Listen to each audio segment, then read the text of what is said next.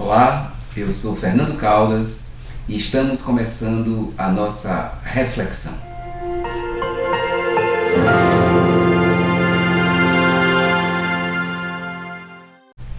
Bom, a reflexão de hoje é sobre o equilíbrio.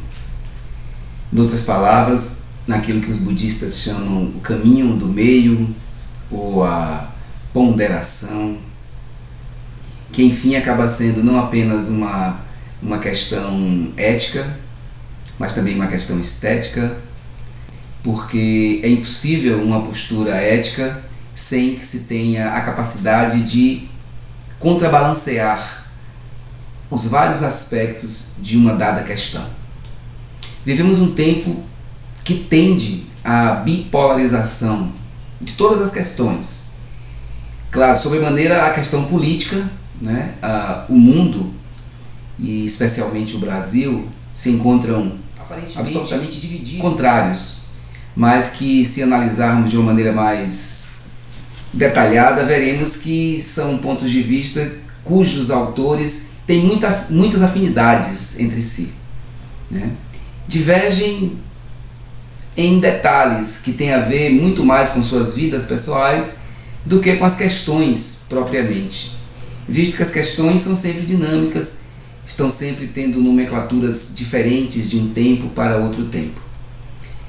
Então essa reflexão sobre o equilíbrio, sobre a ponderação, sobre a média aritmética que nós devemos fazer nas coisas para que sejamos mais justos com nós mesmos e com o outro sobretudo, passa pela questão que é conhecida como alteridade, o alter, o outro. A questão do outro é a questão fundamental da existência, da coexistência entre as pessoas e entre a natureza também, né? Afinal, essa consciência que começa a emergir a partir dos anos 60, 1960, e que alcança seu ápice na década de 80 e que depois se desdobra em questões específicas, enfim, essa questão de consciência ambiental, de consciência inclusiva, né, que entende a Terra como uma casa, não é? Como algo que abriga uma diversidade de seres orgânicos e inorgânicos, né? Essa compreensão das ciências como o estudo das leis que nos mantém, essa síntese, tudo isso é uma ampliação, um desdobramento de uma compreensão que é muito antiga, né, que é milenar e que vai se atualizando, como também é milenar o dilema entre grupos que se acham detentores da verdade. Mas o que eu quero dizer é que há uma contradição entre achar-se detentor da verdade, ou seja, escolher uma verdade para si mesma e matar ou morrer por ela. Há uma contradição entre isso e a busca pela verdade, porque quem encontra não precisa mais buscar.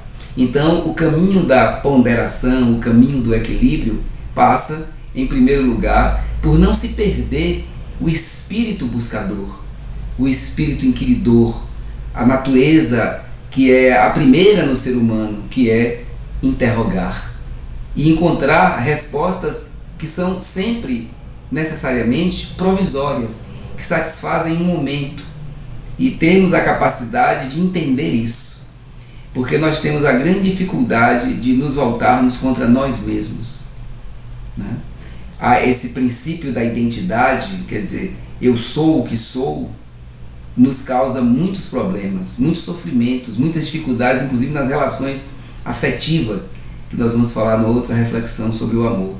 Muitas dificuldades, porque na medida que aquilo que eu sou representa a verdade do que eu acho, eu vou ter muitas dificuldades de me relacionar com o outro, que é outro ser e que tem outra verdade naquilo que se acha. Quando a gente fala no verbo achar, a gente lembra a expressão grega também doxa, que é opinião, que contrapõe-se à verdade, que é episteme. Só que verdade é processual, enquanto que o achismo, a doxa, a ideia de arbitrária de estar certo, ela é estática. É a diferença do oceano para o pântano. Normalmente quem encontra a verdade passa a ter uma vida pantanosa, uma vida sem transformações, né? E passa a querer que o outro entre nesse pântano e só respeita quem está no pântano. Os que andam a surfar no mar, né? Os que andam à mercê das ondas, ávidos por descobertas de si mesmos, né? Que na verdade a grande descoberta é essa, porque na medida que a gente desvela o mundo. Então esses que no pântano vivem se incomodam profundamente por aqueles que se deixam estar, né? Se deixam estar. Se nós olharmos, por exemplo, um animal silvestre, um animal selvagem, a dinâmica dele, né? Toda a programação que ele traz e cumpre, né? É uma dinâmica que se equilibra com o externo, se equilibra com as intempéries da natureza. Ele tem uma pulsão, ele tem um código genético, ele tem uma estrutura que foi sofrendo mutação através de seleção natural, através dos milhões de anos, mas ele tem a capacidade também de inovar essa estrutura genética na medida que sabe ter soluções para as questões que a natureza impõe. O ser humano é um transgressor por natureza.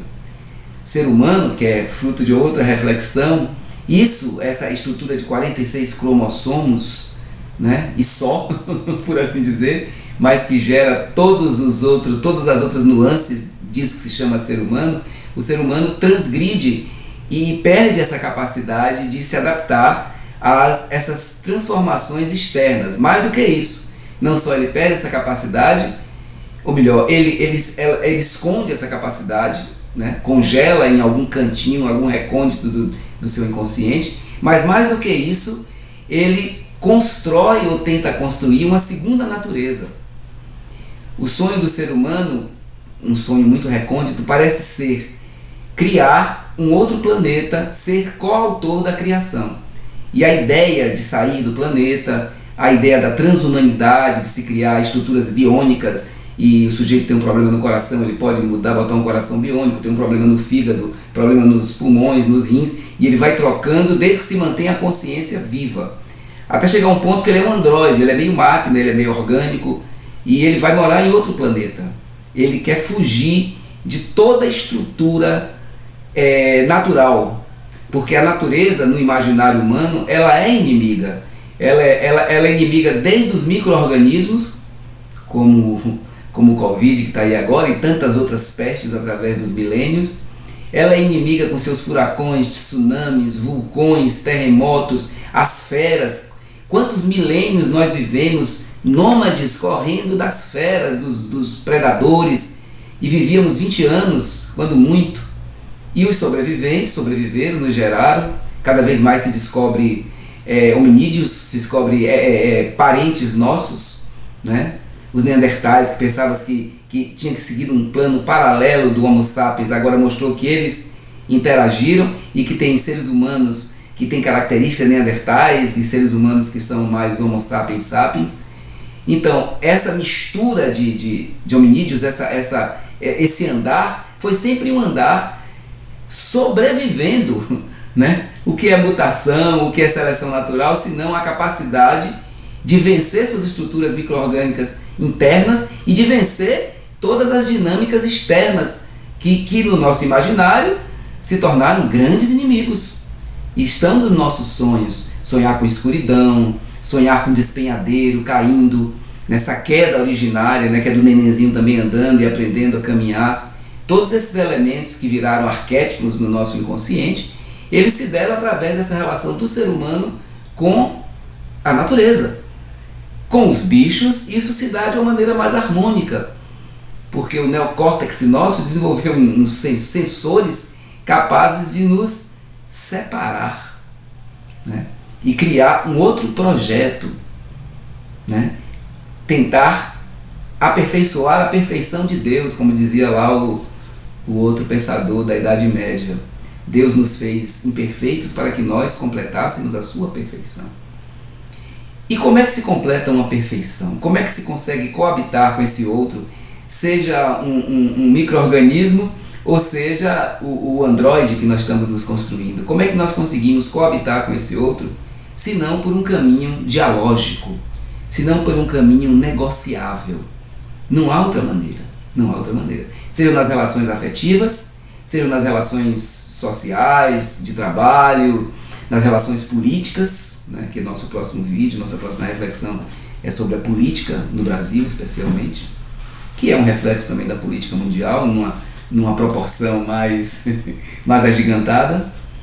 Como é que nós conseguimos estabelecer vínculos com esse outro se nós estamos num pântano? Se nós encontramos a verdade, seja ela qual for. Porque a verdade, entre aspas, esse pântano, ele pode nos dar uma ideia de satisfação. Porque a estabilidade parece felicidade. São parecidas, mas em muitos sentidos contraditórias, né? A estabilidade dá também uma ideia de eternidade. E nós queremos nos abraçar ao vento, nos abraçar, como diz lá o Eclesiastes, a vaidade, ao vento que passa, inutilmente, porque é vento que passa. O pântano, por ser denso, por acolher uma série de estruturas falsas, mas aparentemente sólidas, nos dá essa ideia de tranquilidade. Até que vem um choque, até que vem uma perda de uma forma ou de outra, e nós nos vemos soltos no ar. Vem essa dor. E essa dor vem a partir do outro, a partir da coragem de sair do pântano, né? O velho mito que atravessa a humanidade de sair do pântano e atravessar o deserto para conquistar o seu império pessoal, ou seja, a plenitude do seu ser. E isso se dá não apenas num sentido pessoal, individual, que é o que muita gente propõe, criando uma espécie de ser humano narcísico ao extremo, né? Mas isso se dá sobretudo de mãos dadas. Só saímos do pântano de mãos dadas, com a capacidade de dialogar com esse outro que está do nosso lado e entender que o pântano não é nossa moradia natural. Nossa moradia natural está no movimento, na capacidade de atravessar desertos e de conquistar reinos pessoais, reinos sociais. A humanidade é um projeto. Acho bom pensarmos assim. Um projeto que nós vamos descobrindo, desvelando qual e inventando qual. Nesse sentido, o respeito passa a ser absoluto. Porque se alguns encontraram o seu projeto, por exemplo, no candomblé, que maravilha. Se outros encontraram na Assembleia de Deus, que maravilha. Se outros encontraram no ateísmo, muito bom, na ciência. Ou no nada, no niilismo. Alguns são niilistas, alguns não seguem caminho nenhum. E belamente esse caminho nenhum se torna um florido caminho algum. Então o respeito começa por essa compreensão, que é uma atitude, contrário do que parece, positiva. Não é uma atitude passiva. A atitude passiva é de quando se encontra essa verdade aspada, essa verdade que não é a verdade propriamente. Isso sim é uma atitude passiva. É uma atitude de covardia diante da vida. Porque não temos certeza nenhuma. Estamos inseguros, presos ao ar, portanto inseguros, sujeitos como raça e como indivíduo a um extermínio a qualquer segundo, né? A um esquecimento a qualquer segundo, e mesmo assim termos a ousadia de mergulharmos no mais profundo mar, no mais onduloso mar, na esperança de reconstruí-lo, nos reconstruindo. Então é isso, gente. O próximo vídeo será para falar um pouco sobre o Brasil no âmbito político, né?